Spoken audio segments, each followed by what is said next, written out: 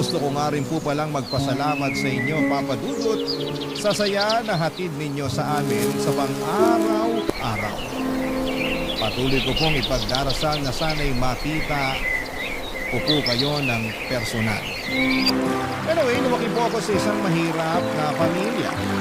At hanggang high school lamang po ang natapos ko. Dahil nga po sa hirap ng buhay ay isa lamang ang pangarap ko. Ang kumasenso at maging mayaman. Ngunit alam nating lahat na hindi ganon kadali ang yumaman. Easier said than done. Ika nga. Hindi na rin po ako nakapagkolehiyo at ilang taon pagkatapos kong makagraduate ng high school ay nagtrabaho ako sa isang kilalang resort dito sa Bacolod. Ang pinsang ko po na si Nonette ang nag-refer sa akin sa resort na yon. Katulad ko po ay lumaki din siya sa mahirap na pamilya. Pareho kami na maganda at hindi nakapagtapos ng high school. Pero kahit na ganoon pa man, ay magkaiba pa rin kami ni Nonette. Kasi si Nonette po ay kontento na sa buhay niya. Kahit mahirap sila, sapat na sa kanyang kinikita niya sa resort dahil kahit papaano ay nakakayanan niyang suportahan ang pamilya niya. Sa kabilang banda ko po ay hindi ako nakokontento sa buhay na salat at nagtatrabaho lamang sa isang resort. At sa mga panahong yon ay hindi ko talaga maintindihan kung paano nakontento si Nonette sa ganong klase ng buhay. Madalas kaming nag-debate ni Nonette kasi palagi niyang pinapaalala sa akin na dapat ay marunong daw akong makontento. Pero ang lagi ko namang sinasagot sa kanya ay wala siyang mararating sa buhay kung makokontento lamang siya. Bagamat magkaiba kami ng pananaw ni Nonette, ay nagkakasundo pa rin po kami. Tuwing day off namin ay madalas kaming nag-iinuman. At sa mga break time naman ay palagi kaming nagchichikahan. Marami kaming nag-uusapan. Mga paborito naming GMA teleserye at syempre ang paborito naming mga artista sa GMA at mga episodes ng Barangay Love Stories.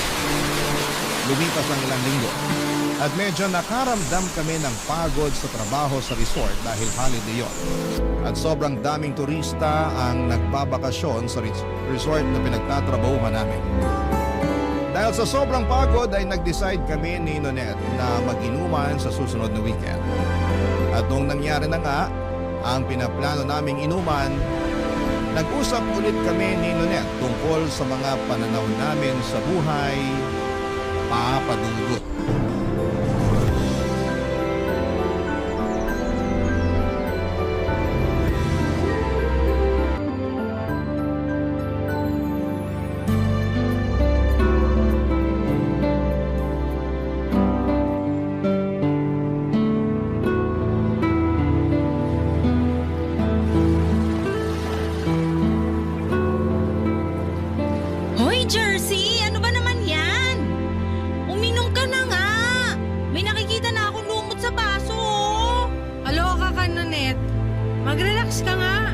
Ito naman, paminsan-minsan na nga lang tayo mag-enjoy tapos mamadalin mo pa ako.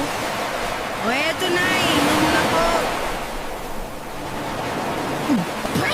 Ang tapa! Ay, ayan, very good! Mabuti na lang talaga nakapag-relax na rin tayo sa wakas. Sinabi mo pa, na-stop yung dagsaan ng mga guests sa resort. Ang totoo niyan, parang ayoko na nga bumalik dun sa resort eh. Sobrang stressful ng trabaho. Namimilipit na yung katawan ko sa sakit tuwing naka-duty tayo. Uy, ano ka ba? Pasalamat ka na lang na may trabaho tayo. Ay nako, Nonette. Kaya hindi ka umaasenso eh. Ang bilis mo makontento. At ano namang masama doon, Aber? Ano ba? Wala ka bang ambisyon sa buhay? Ayoko tumanda na nagtatrabaho lang sa isang resort, no? Kung tutuusin, sobrang swerte na nga natin at may trabaho tayo kahit high school lang natapos natin eh. Bahala ka, basta ako. Gusto kong makapag-asawa ng mayaman. Gusto kong makapag-abroad, Nonette. Masyadong maliit ang Pilipinas para sa mga pangarap ko sa buhay. Ay, iba siya. So, ano balak mo? magpapakasal ka sa afam para makaahon sa buhay, ganon? At ano na pa masama dun? Alam mo, kung ako sa'yo, gayahin mo na rin ako. Ay, bahala ka dyan. Okay na ako sa buhay ko dito sa Pilipinas. Pwes, ibayin mo ko. Sayang lang ang mga beauty natin kung dito lang rin sa Pilipinas mabubulok. Gusto kong makapag-asawa ng taga-Italy o Spain, ganan. Ambisyosa ka talaga kahit kailan. Kung ambisyosa ako, ikaw naman gaga. Malulugmo ka lang sa hirap sa kagusto mong manatili sa Pilipinas. Hi, Jersey! Akala mo ba madali ang buhay abroad? Ang dami kaya nating kababayan na gustong-gusto na makauwi ng Pilipinas. Tapos ikaw dyan, kating-kati na makaalis ng Pilipinas? Pwes, ibahin mo ako. Kasi I am destined for greater things. Ewan ko sa'yo. O eto baso, uminom ka na lang dyan kasi baka may makita na naman akong lumot sa baso. O eto na. Second time is a charm. Don't English me kasi wala akong naintindihan sa mga pinagsasabi mo. Kagaya kung paano ko hindi maintindihan yung gusto mong manatili ng Pilipinas. My goodness! You are so baduy, Pag ikaw nakapag-abroad, huwag na huwag kang bumalik ng Pilipinas, ha? Ay, girl. Talagang hindi na. Hindi naman ako syunga para gustuin pang bumalik dito kung sakasakali. Alam mo, hindi kita mag-gets. Oo, lumaki nga tayo sa mahirap na pamilya at hindi tayo nakapag-kolehiyo. Pero kahit papano, swerte ka pa rin naman kasi mabait naman yung mga magulang mo sa'yo. Pero Nonet, ako ang nagpapaaral sa dalawa kong kapatid. Di ko rin kasi mag-gets tong sina mama at papa. Anak-anak, tapos salat na salat naman sa buhay. Yung tabas ang dila mo! Kaloka ka! Sigurado ako na masasaktan sina tito at tita kung sakaling marinig nila yan. Masisisi mo ba ako? Aminin mo. Alam mo sa sarili mo na may point ako. Anyway, kung hindi ako kayang bigyan ng komportableng buhay ni na mama at papa, buwes, ako na mismo ang kakamit nun para sa sarili ko. Ay, mukhang may balak ka, ha? So, anong plano mo ngayon? Magde-dating site ako. Tumigil ka nga! Sayang lang sa oras yan. Kung ako sa'yo, pagbutihin na lang natin yung trabaho natin sa resort. Malay mo, balang araw ma-promote tayo, di ba? Whatever, manang. Wala sa listahan kong magtagal sa resort na yun. Nako, kung hindi lang kita pinsan, sigurado kung hindi tayo magkakasundo. The feeling is mutual, manang Nonet. Minom ka na nga lang. O, eto baso. Hoy, gaya mo Hindi na pa ako inom ng inom dito. Ang totoo niyan, medyo nahihilo na ako.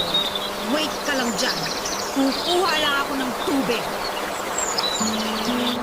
Sobrang saya namin ni Nonet sa maliit na get-together namin sa beach noong araw na noon. Siyempre, hindi nawala ang mga palitan namin ang opinyon tungkol sa buhay. Matapos ang ilang linggo ay trabaho na naman kami sa resort. Si Nonet, kahit na pagod ay patuloy pa rin sa laban. Samantalang ako ay ramdam ko na yung matinding burnout.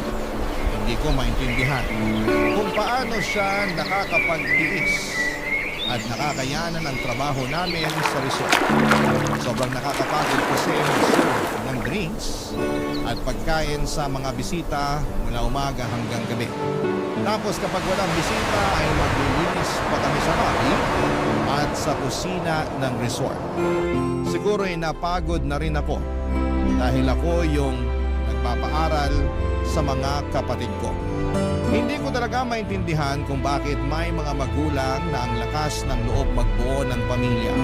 Pero hirap na hirap naman sa buhay.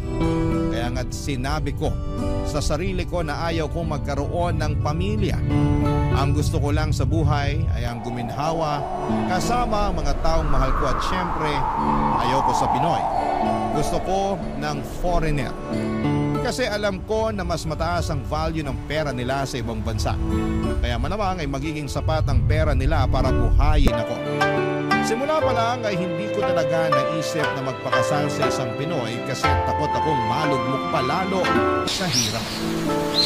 Nang mga panahong yun, naramdaman ko na yung matinding burnout at lalong lumalakas yung desisyon ko na umalis ng Pilipinas. Sobrang hopeless rin yung paghahanap ko ng foreigner sa dating site. Kasi karamihan sa kanila ay nagpapadala lamang ng malaswang pictures. Sobrang nanghinayang ako sa naging experience ko sa dating site. At mas lalo pa akong nalungkot kasi naisip ko na parang sa Pilipinas na ata ako maghihirap at mamamatay. Hanggang sa isang araw may AFAM na guest ang nag-check-in sa resort at hiningi pa yung Facebook account ko. Naisip ko na baka siya na ay yung magbibigay sa akin ng buhay na matagal ko nang pinapangarap. Hindi ko na kailangang magtrabaho pa para lamang mapag-aral ang mga kapatid ko. Na-imagine ko na yung klase ng buhay na makakamit ko kasama yung foreigner na yon. Yung buhay na hindi ko na kailangang mag-alala tungkol sa pera.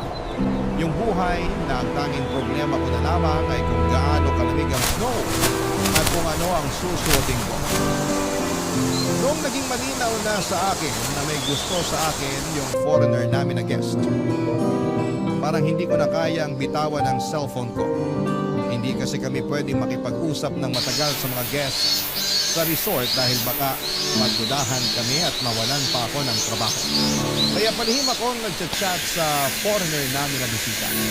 Araw-araw niya akong sinasabihan ng maganda raw ako at deserve ko daw ang magandang love life. Bumibili pa siya ng tubig at juice sa lobby para lamang makita ko. At kasabay noon, ay unti-unti na rin napapansin ni Nonette yung namamagitan sa amin ng foreigner.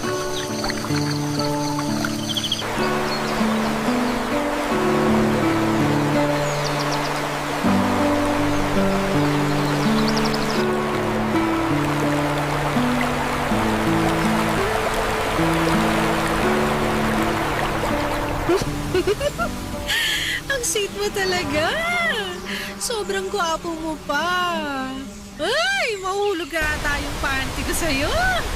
Hoy, Jersey! Yung sahig sa kusina, ang dumi-dumi. Linisin mo na kaya. Patay tayo pag nakita ng boss natin yun. Ikaw nakaisip, di ba? E di ikaw ang gumawa. Nakaloka, utusan mo pa ako. Hoy, nilinis ko na yung 2 CR. At isa pa, ikaw ang naka-assign na maglinis ng kusina ngayon. At pwede ba mamaya ka na mag-cellphone? Pag tayo nawala ng trabaho, sinasabi ko sa'yo. Ako, itong babaeng to, oh. Inggit ka lang kasi may kachat ako. Ha? May nahanap ka ng kachat dun sa dating site na sinalihan mo? Hindi galing sa dating site to. Pero mas kabog. Halika rito. May bubulong ako sa'yo. Pero ipangako mong wala kang pagsasabihan, ha? Puro ka kalokohan. Bakit? Ano ba kasi yun? Yung guest sa room 14, palagi nang nagchat-chat sa akin. Alam kong may gusto yung foreigner na yun sa'yo kasi palagi ka niyang tinititigan. Pero Jersey, bakit umabot na sa chat? Sigurado ako masisisante ka pag nalaman ng boss natin to. Manahimik ka nga dyan, Manang. Wait lang, ha? I love you too. So sweet. Ang landi mo talaga? Mamatay ka sa inggit. Jersey, sa totoo lang, natutuwa ako para sa'yo. Kasi bilang pinsan mo, masaya ako na may love life ka kahit papano. Pero kasi, may tamang oras at lugar para dyan. Lalong-lalo na guest pa natin yung chinachat mo. Sumabay ka na lang kasi. Hindi naman ako mapapahamak kung hindi ka magsusumbang, di ba? Jersey, binigyan tayo ni boss ng salary increase nung nakaraang linggo. At kung ibabudget mo lang yung pera mo, sigurado ako na hindi ka mahihirapan. Yun na nga yun. Ayoko mag-budget. Bakit ako magtitipid kung may lalaki namang kayang ibigay sa akin ng lahat ng gusto ko with no limitations whatsoever, di ba? Mag-isip-isip ka nga! Hindi pa nag-iisang linggo simula nung nakilala mo yung foreigner na guest. Masaya ako na may nagpapakilig sa'yo, pero sana naman, kilalanin mo muna yung tao. Isa lang ang kailangan ko malaman, Nonette. At yun ay ang laman ng wallet niya. Ay, speaking of, alam mo ba na ang daming tig-1,000 sa wallet niya? Tapos ang dami-dami niyang credit card. Sus, may sinasabi ko sa'yo yung sinasahod natin sa isang buwan. Parang 1 oras niya lang ata kinikita. Ah, kaya naman pala kinikilig ka dyan. Kasi nakita mo na pala yung laman ng wallet niya. Huy, aminin mo, gwapo rin naman siya, diba? Sinasabi ko sa'yo, Nonette, hindi ko na to pakakawalan. Ay, Wala ka na talagang ibang inisip kundi pera, ang magkaroon ng mayamang asawa at ang makapag-abroad. Kung gusto mong mabulok dito, be my guest. Pero wag ako. Bahala kang amagin dito. Hoy, naririndi na ako sa kaka-Ingles mo. Naloloka na ako sa'yo, ha? Bakit pa kasi hindi ka nalang makontento dito? Yung mga foreigner na dito mismo sa Pilipinas nagre-retire kasi nagagandahan sila dito. Tapos ikaw naman nuknukan ng... ano nga ulit tawag nila dun? Yung mas sinusuportahan mo pa yung ibang bansa kaysa sa sarili mong bansa? Colonial mentality. Oo, yon. Ikaw yon. Ikaw na ikaw. Walang duda. Okay, sige, sabi mo eh. Ay, ayun, nag-shot na nga. Pakinggan mo. Sabi niya, I want to meet you after your shift. Ay, perfect! This is it na talaga. My dreams are finally coming true. Hey, bakit di ka na lang kasi mag-focus sa pagpapaaral sa mga kapatid mo? Hello! Kung tutusin, hindi ko naman talaga obligasyon na pag-aralin sila, no? Responsibilidad yun ng mga magulang ko. Mabuti pa nga sa ibang bansa kasi may family planning yung mga tao dun. Pero dito sa atin, wala. Kaya tignan mo yung nangyari.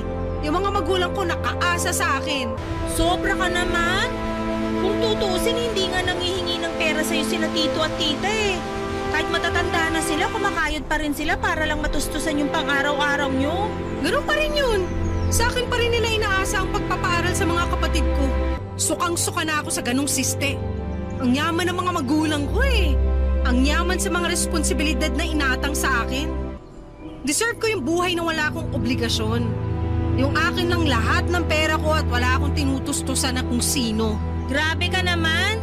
Hindi pa bukal sa kalooban mo yung pagtulong mo sa kanila? Hindi! At hindi na ako makapaghintay na makalabas ng Pilipinas. Sigurado ako na ibang-iba ang kultura abroad at hindi ko na mararanasan yung katoksikan dito sa Pilipinas kahit kailan. Ay nako, bahala ka na nga dyan. I-double check ko pa yung inventory natin. Mag-map ka dun sa kusina, ha? Ang utang na loob, tigilan mo muna yung kaka-cellphone mo. Mamaya na yan pagkatapos ng shift natin. Alis na muna ako, maiwan na kita dyan. Inggitera!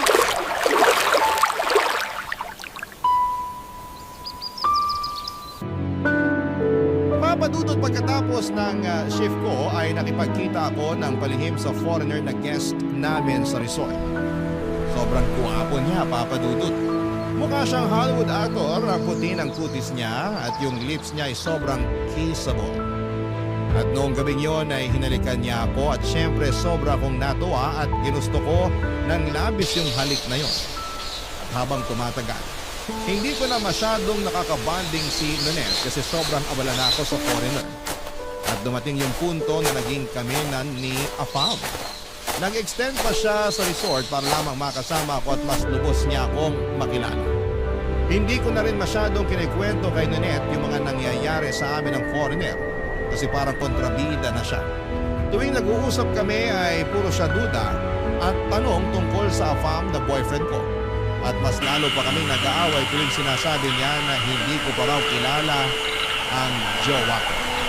Feel ko noong mga panahong yun ay naiinggit lamang si Nonet sa akin.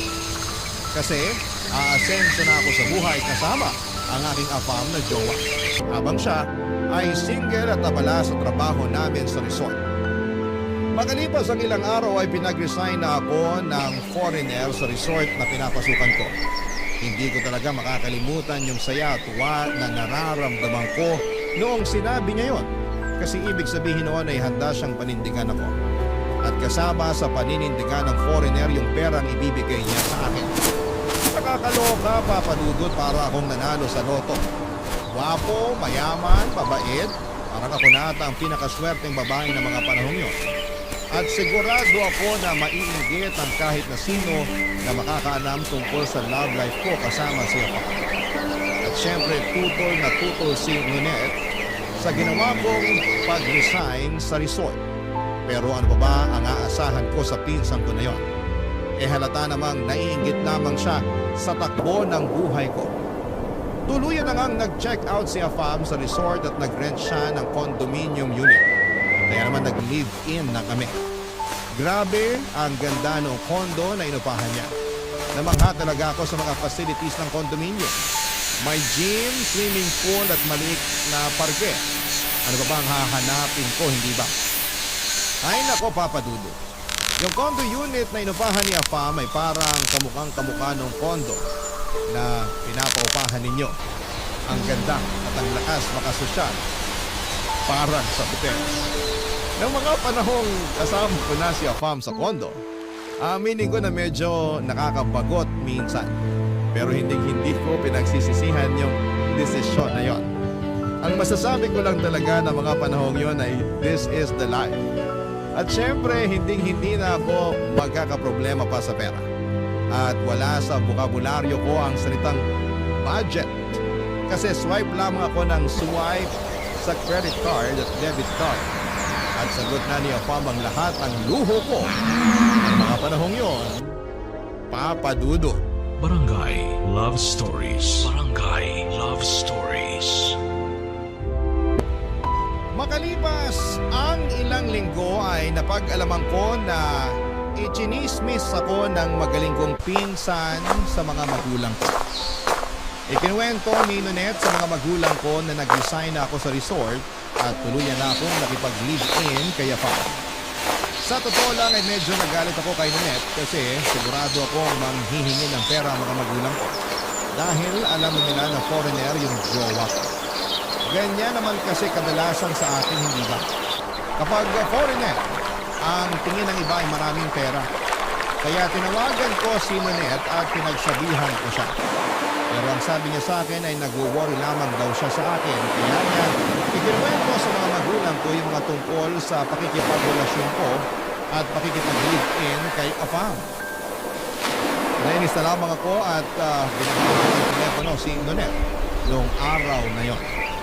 Lumipas ang ilang linggo at tumawag sa akin ang mga magulang ko at pinakiusapan ako na bayaran ko daw yung tuition fee ng mga kapatid ko. Sa totoo lang ay naiinis din ako noong narinig ko yon. Kasi ang nasa isip ko na mga panahong yon ay baka abusuhin na ako ng mga magulang ko. Lalo na ngayon na alam nila na may kinakasama akong Afam. Nanindigan ako noong mga panahong yon at sinabi ko sa mga magulang ko na babayaran ko pa rin yung tuition fee ng mga kapatid ko. Pero hindi ko dadagdagan yung pera ang ibibigay ko. Kasi after all ay tuition fee lang naman yung pinagkasunduan namin in the first place. At sinabi ko rin sa mga magulang ko na once nakapagtapos na yung mga kapatid ko ng high school ay hindi na ako magpapadala para sa pangkolehiyo nila. Kasi hindi ko naman responsibilidad yon at pwede silang maging working student para nang sa ganon ay malaman din nila ang hirap at hindi madali ang kumita ng pera. At isa pa, responsibilidad ng mga magulang ko ang pag-aralin ng kanilang mga anak. Kaya sa tingin ko ay sapat na yung tumulong ako na makapagtapos sila ng high school. Actually, dapat pa nga ay magpasalamat ang mga kapatid ko sa akin. Kasi yung iba dyan ay hindi na nakakapag-aral at all. Makalipas nga ang ilang buwan ay nag-level up na ang relasyon ko with Afam, Papa Dudo. Gusto na niya akong dalhin abroad at doon na manirahan na kasama siya. Eto na yon, yung matagal ko nang inaasam-asam. The moment I've been waiting for is finally coming true. Nagpakasal kami ni Afam dito sa Pinas sa isang huwes at nag-apply kami ng spousal visa. Pagkatapos ay napakahabang proseso ay naging successful naman ang lahat. At nakapag-book na kami ng ticket para makaluwas na papunta sa abroad. 4 days bago kami nakaschedule umalis ng Pilipinas, tinawagan ko si Nonet at niyaya ko siyang pumunta sa isang bar para sa isang maliit na celebration o konting inuman. At fortunately ay pumayag si Nonet na makipagkita sa akin noon, Papa Dudo.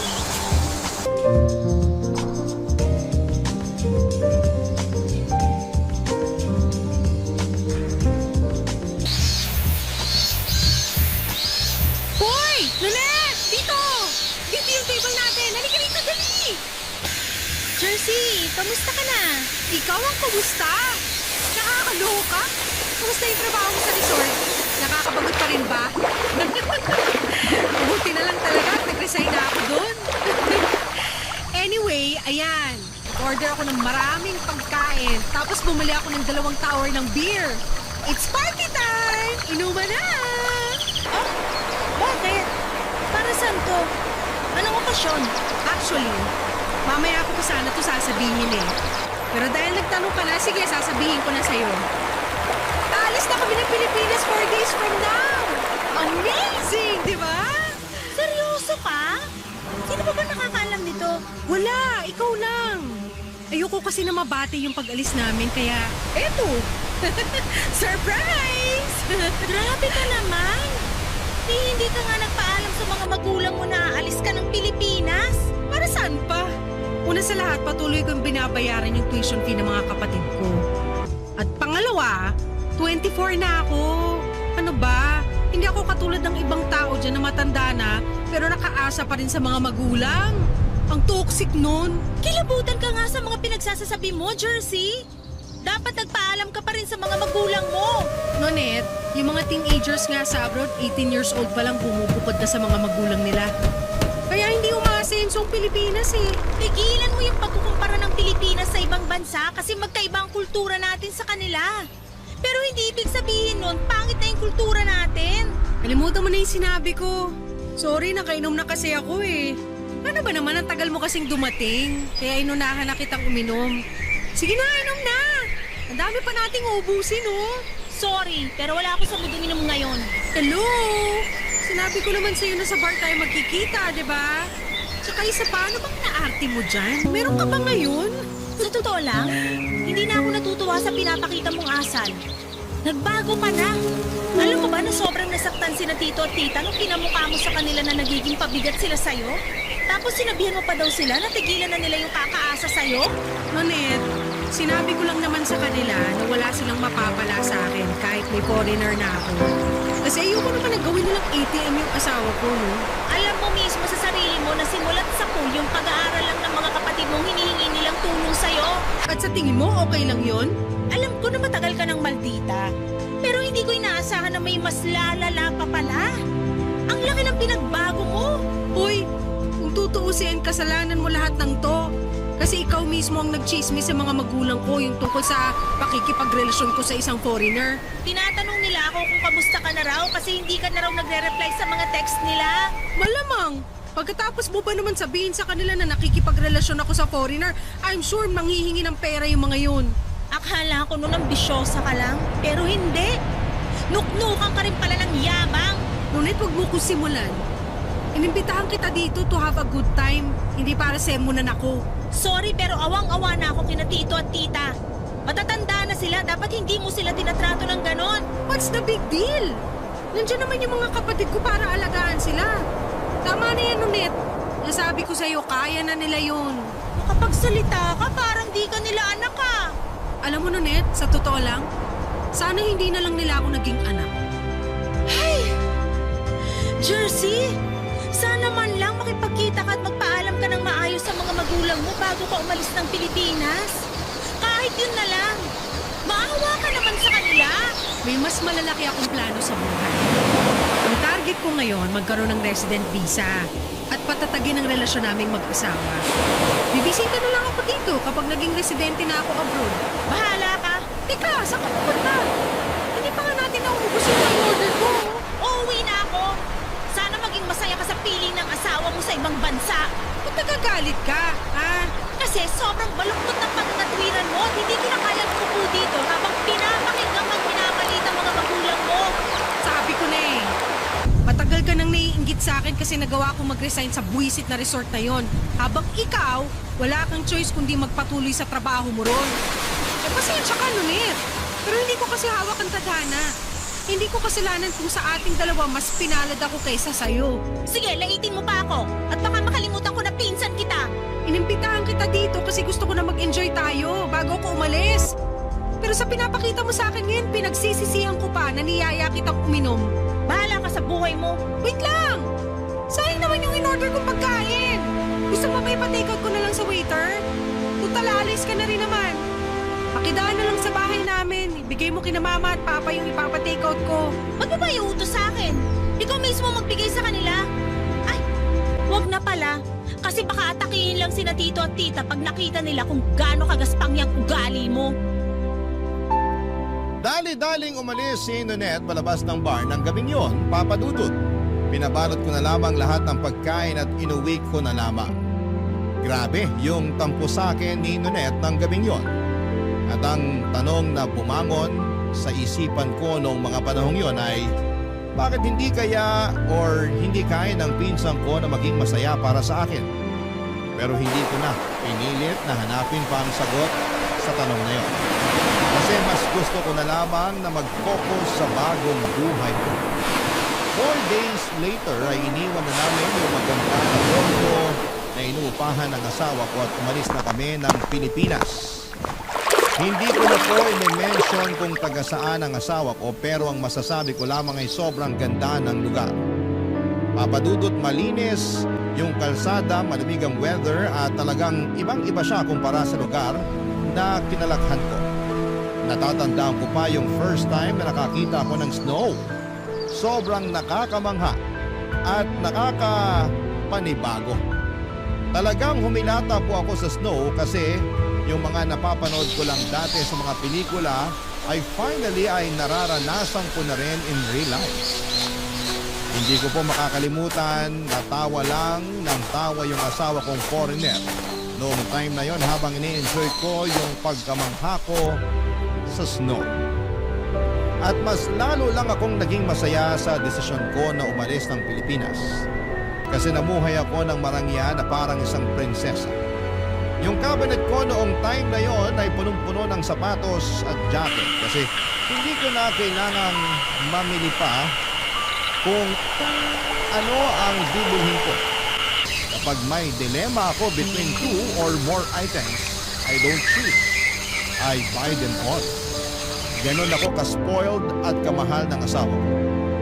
Mapapasana all na lang talagang lahat sa buhay ko na yon. At tungkol naman sa mga naiwan na tao sa Pilipinas ay kinausap ko lamang sina mama at papa tuwing nagpapadala ko ng pera para sa tuition fee ng mga kapatid ko.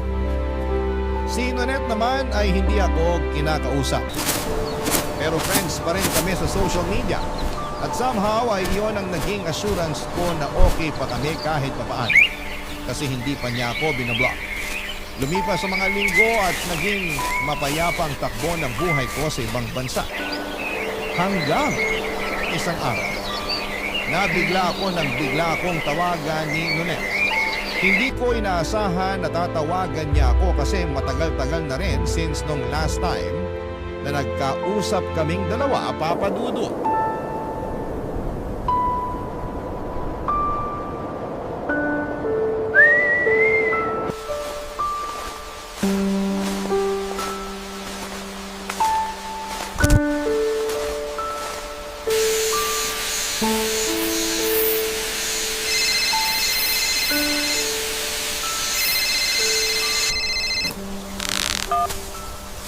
Hello?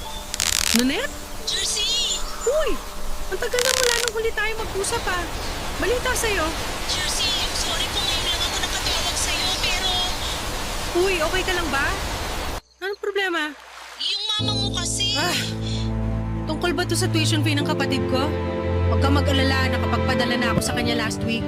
Pero kinlaro ko na hindi ko dadagdagan yung pera kasi yung tuition fee lang naman yung sagot ko eh. Wala nang iba. Sa totoo lang, dapat nga magpasalamat pa sila sa akin na sagot ko pa rin yung tuition fee ng mga kapatid ko. Kasi alam mo ba na dito, kahit high school student pa lang, nagtatrabaho na yung mga bata. Ang ganda sana kung pati sa Pinas ganun ang mindset ng mga estudyante. Sa akin? Si tita kasi...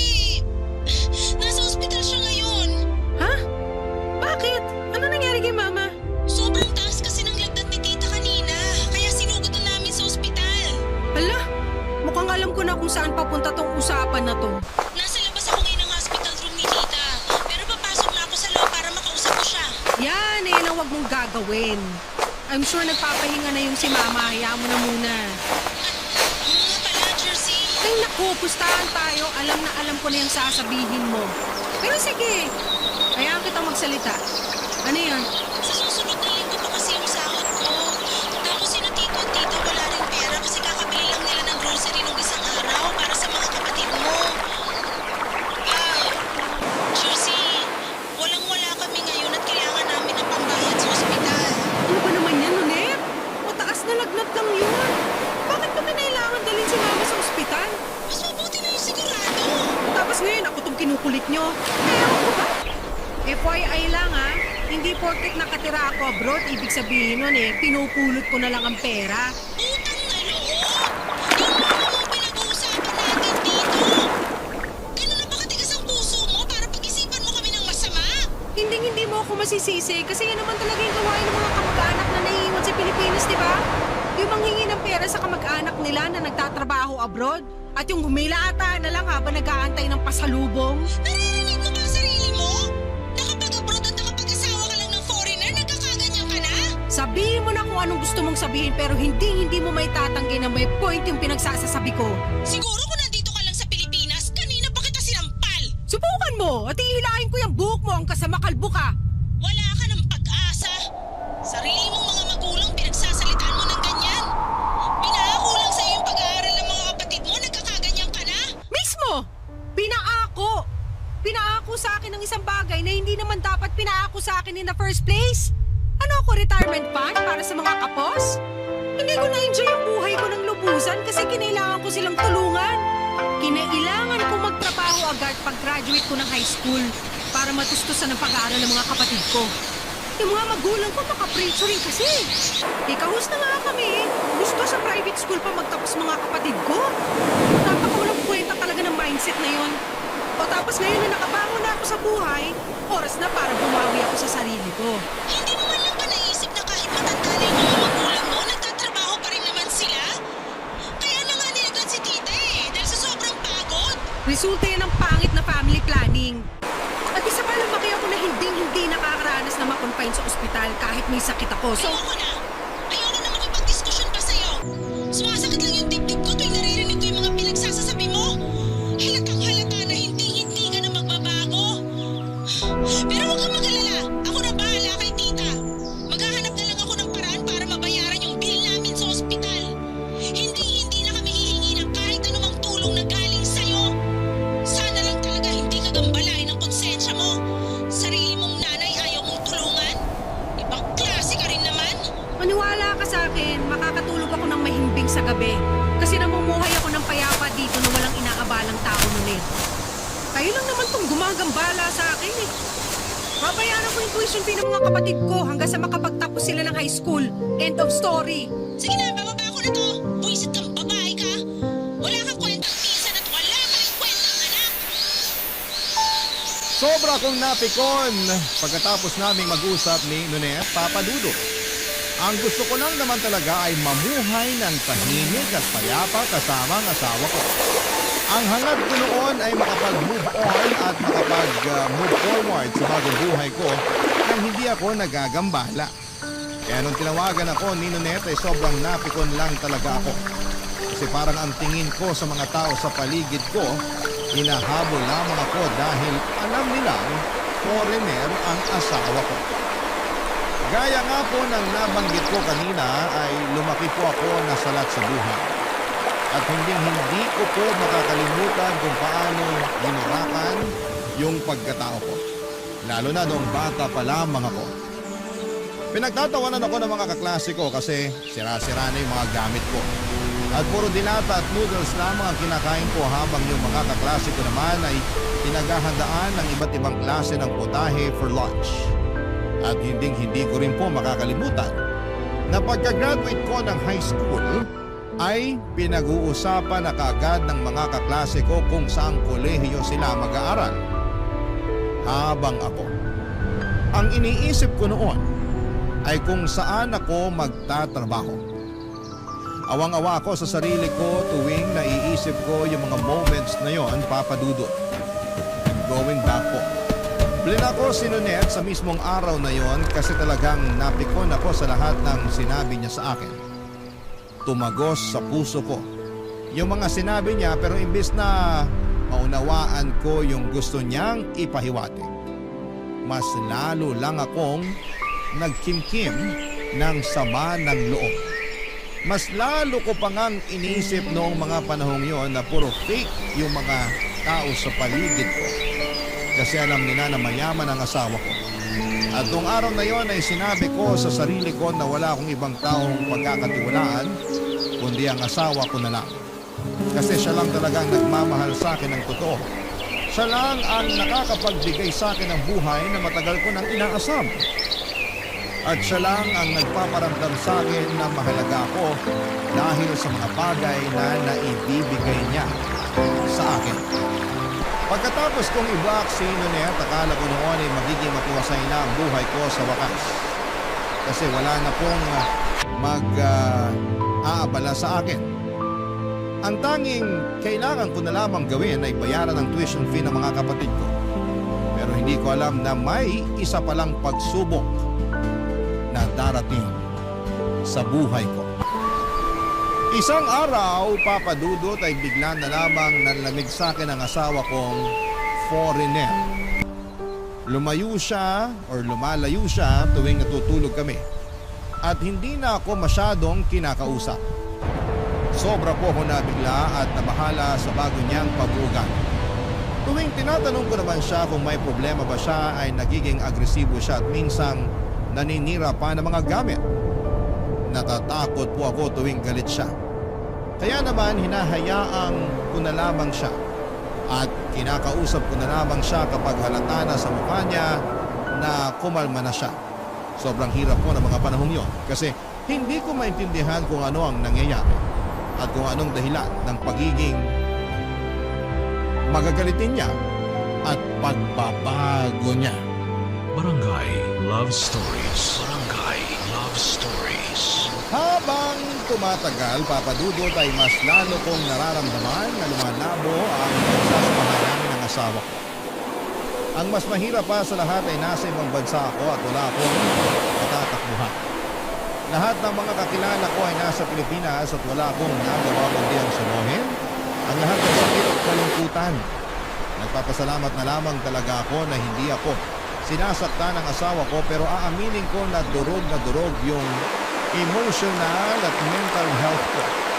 Kasi hindi ko na alam kung kailan siya magiging agresibo at galit ulit. Mabuti pa yung bagyo kasi at least may warning tayong natatanggap mula sa Pag-asa bago pa man ito mag-landfall. Pero yung galit ng asawa ko, wala pong warning. Bigla na lamang nagla-landfall at pakiramdam ko ng mga panahong yon ay para ako yung shock absorber niya. Ako yung tumatanggap at nagko-consume ng galit at bigat ng loob niya. At ang pinakamasaklap sa lahat ay hindi niya sinasabi sa akin kung bakit nagbago ang pag-uugali niya. Talagang masakit kasi parang wala akong ideya kung anong nangyayari at kung anong dahilan ng lahat ng ito. At siguro ang pinakamasaklap sa lahat, Papa Dudut, ay hindi na ako ini-spoil ng asawa ko. Hindi na siya nagbibigay ng pera at hindi na niya pinapahiram ang credit card niya sa akin. Sinisigawan niya ako at nagwawala tuwing sinasabi ko sa kanya na may gusto akong bilhin. Parang lahat ng mga bagay na dati niyang ginagawa para sa akin ay bigla na lamang nawala. At simula na mangyari yon ay hindi na ako nagsalita pa. Naglilinis na lamang ako sa bahay at parang isang routine na lamang na tinatanggap ko. Pakiramdam ko ay para kung nawala ng halaga sa kanya, Papa Dudut. At ang masakit pa ay hindi ko alam kung anong dahilan ng lahat ng ito. Tuluyan na pong nagbago ang lahat. Noong isang araw, habang nag-vacuum ako ng bahay, ay nakatanggap pa ako ng tawag mula sa Facebook account ni Mama. Sobra po ako nabigla sa mga nangyari noong sinagot ko yung tawag na yon. Ang bilis ng mga pangyayari to the point na hindi ko pa talaga na-absorb ang lahat ng mga nangyari sa usapan na yon. Parang bigla na lamang sumabog ang lahat. At ako'y nahulog sa isang sitwasyon na hindi ko po inaasahan, Papa Dudut.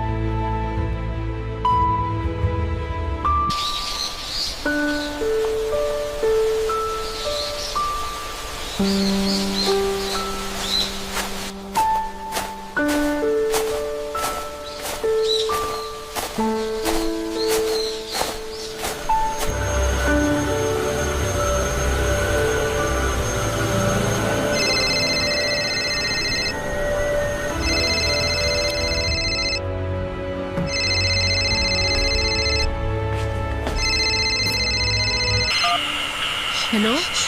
Ma? Jersey! Teka lang, sino to? Jersey! Singilan to! Nonette! Bakit nasa yung cellphone ni Mama? At bakit ka naman napatawag? Ano naman ang kailangan mo sa akin? Wala akong kailangan sa'yo! So bakit ka nga napatawag? The last time I check, hindi tayo bate. At bakit mo pinakailaman yung cellphone ni Mama, ha? Umuwi ka na nga, Nonette. Akala mo ba hindi ko napapansin na palagi mo nang kasama si Mama at Papa? Masyado kang bida-bida eh. Makinig ka muna sa akin! Oras kong sinasayang mo. Magsalita ka na. Jersey! Si Tita kasi...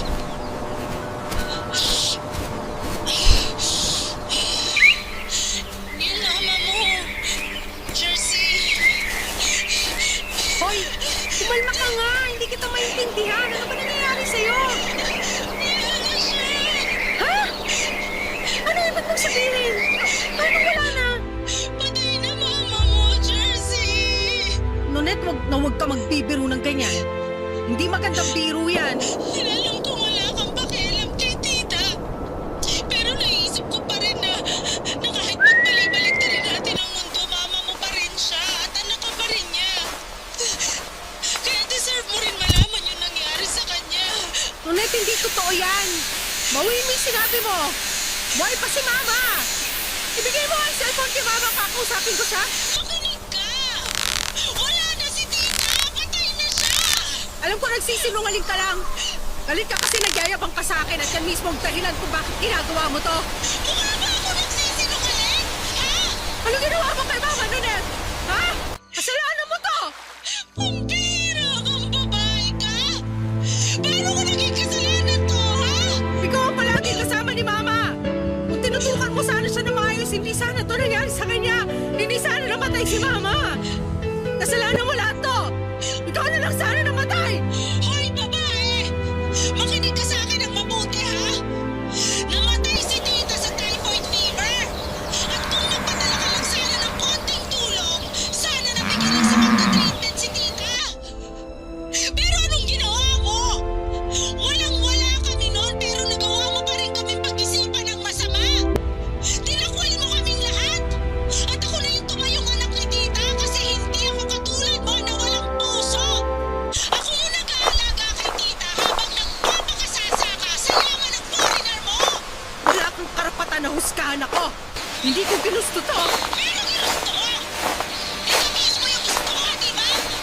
Yung mawala sa landas mo yung mga magulang mo. At nangyari na nga, Jersey. Wala na si tita.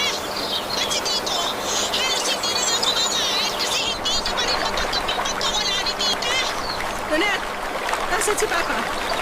Kumusta yung mga kapatid ko? Galit na galit silang lahat sa'yo. Ang totoo niyan, galit rin ako sa'yo eh. Pero deserve mo rin naman malaman yung nangyari sa mama mo. Bakit ka ba ako sinisisi? Sobrang unfair niyo naman. Gusto ko lang naman magbagong buhay, yun lang. Malinis ang konsensya ko.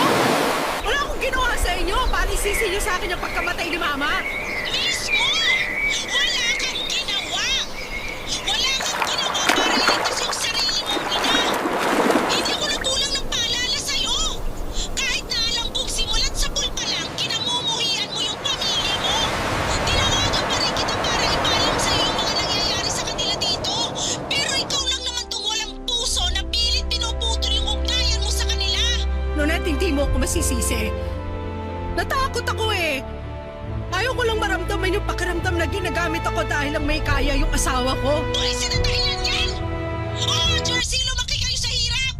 Hindi ka nabigyan ni na tito at tita ng komportable na buhay, pero ni minsan, hindi ka nila minaltrato! Wala silang ginawa sa'yo para kamuhian mo sila ng ganito katindi! Alam mo kung bakit malapit ang loob mo kina tito at tita? Dahil alam ko sa sarili ko na mabuti silang tao! Kaya ako nasasaktan tuwing pinagsasalita mo sila ng masama! Ang sabihin mo sinisisi sinisiraan mo ko. Kaya ka lumalapit kina mama at papa dahil chinichismis mo sa kanila bawat detalye ng buhay ko.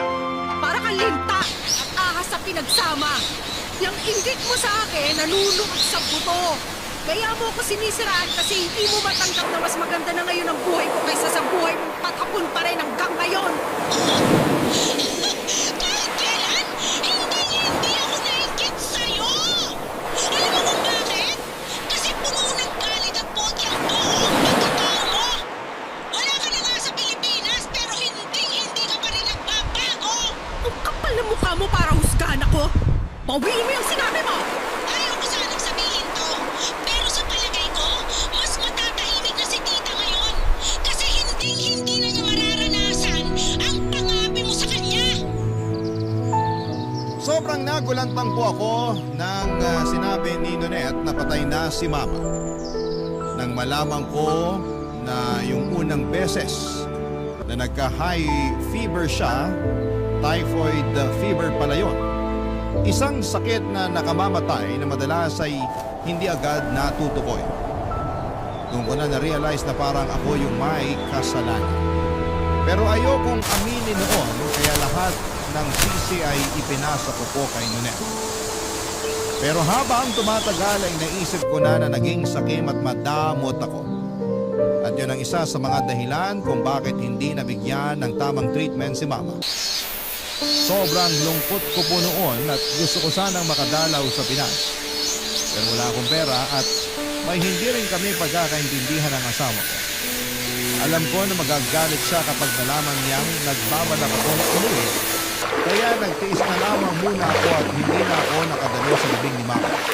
At si Nonette at Papa na lamang ang gumawa ng paraan para maitawid ng maayos ang burol ni Mama.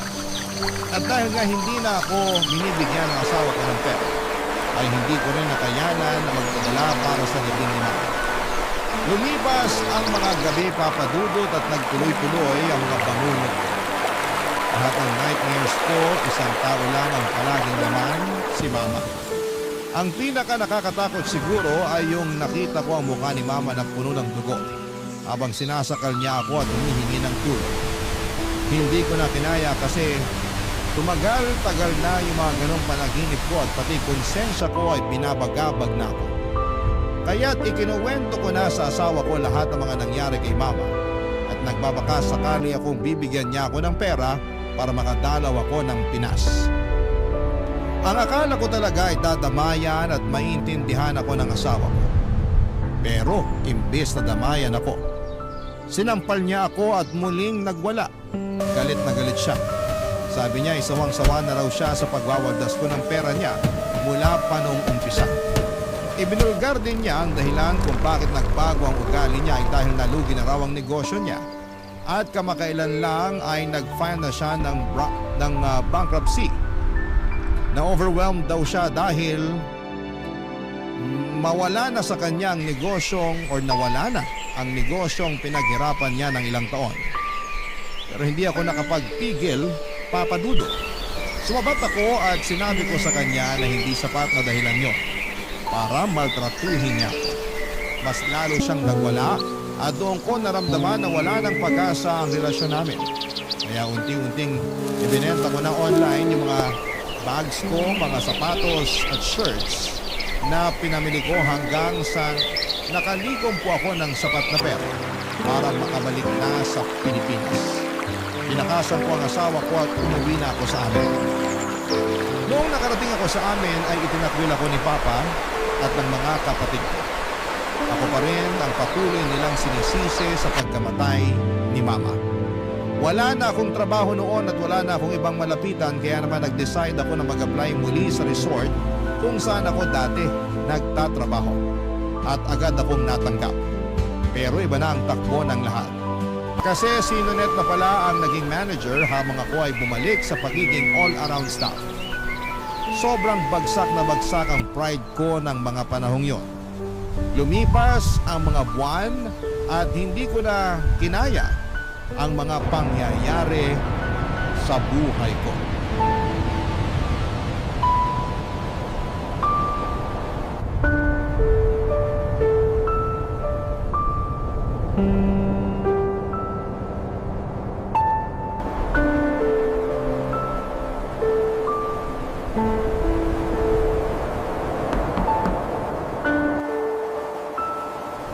Pasok! Oh, Jersey, ano kailangan mo? Nonette, ito na nga pala yung resignation letter ko. Oh, Sandali lang. Bakit ka naman magre-resign? Napapasahod ka naman namin ng maayos At isa pa, kulang tayo sa staff ngayon. nakahanap na kasi ako ng bagong trabaho. May hindi kasi nasabi sa akin. Anong totoong dahilan? Ba't biglaan tong resignation mo? Nakahanap na nga kasi ako ng bagong trabaho. Yung totoo, Jersey. Gusto mong malaman kung bakit ako magre-resign, ha? Hindi kasi katanggap-tanggap para sa akin na manager ka na habang ako, ganun pa rin yung posisyon ko dito.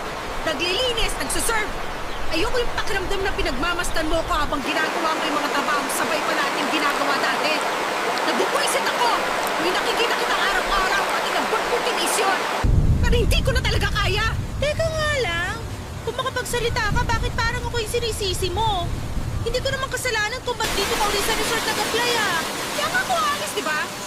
Siguro ang saya-saya mo na nakikita akong lugmok sa hirap habang tinatamasa mo yung mga benepisyo ng pagiging manager. Ay, sandali lang naman, Jersey. Hindi ko kasalanan kung nag-resign ka dati. Hindi ko kasalanan kung hindi ka na kontento sa sinasahod mo dito sa resort. At hindi ko rin kasalanan kung hinila ka pababa ng kasakiman mo. Sige! Ipagduldulan mo pa! Paano, Net? Ni isang malaking fail yung pagpapakasal ko at pagpunta ko abroad? Na hanggang ngayon wala na akong matakbuhang pamilya dahil kinasusuklaman na nila ako? Napatuloy ako nagtitiis sa kakarampot na sahod habang ikaw tiba-tiba ka sa natatanggap mo tuwing kitsenas? Ano pa, ha? Magsalita ka! Hindi ako nagkulang ng paalala sa'yo. Simulat sa pool pa lang, palagi ko nang sinasabi sa'yo na pagbutihin mo na lang yung trabaho mo, imbis na umasa ka sa foreigner para magkaroon ng maginhawa na buhay. Pero hindi ka nakinig sa akin. At higit sa lahat, nagbulag-bulagan ako sa lahat ng pang-iinsulto mo sa akin. Eh di ikaw na! Ikaw na yung madiskarte!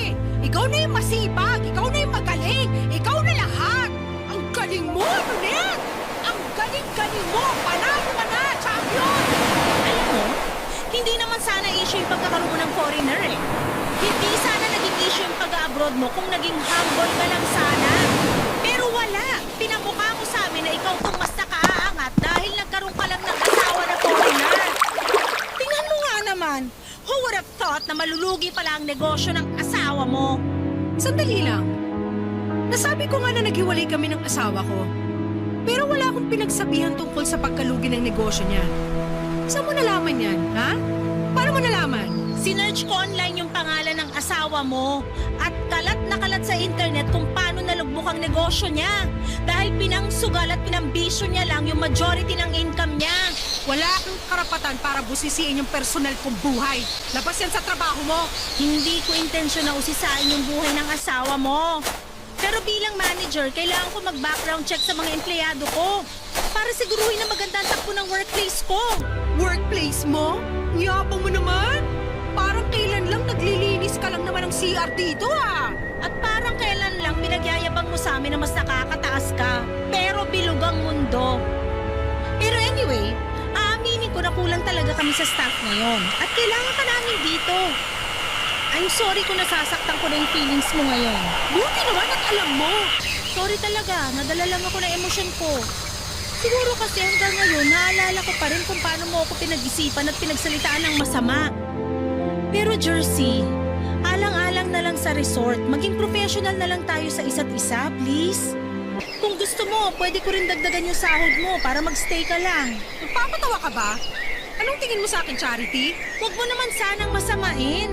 Ako na nga itong nakikiusap sa'yo na magstay eh.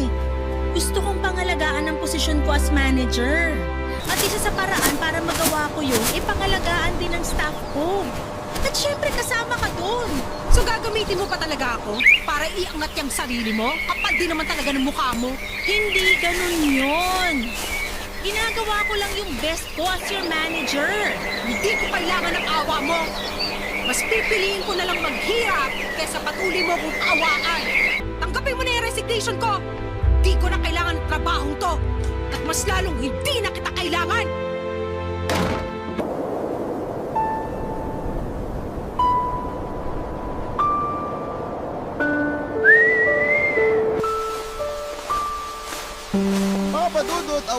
ako sa sarili ko noong araw na yon.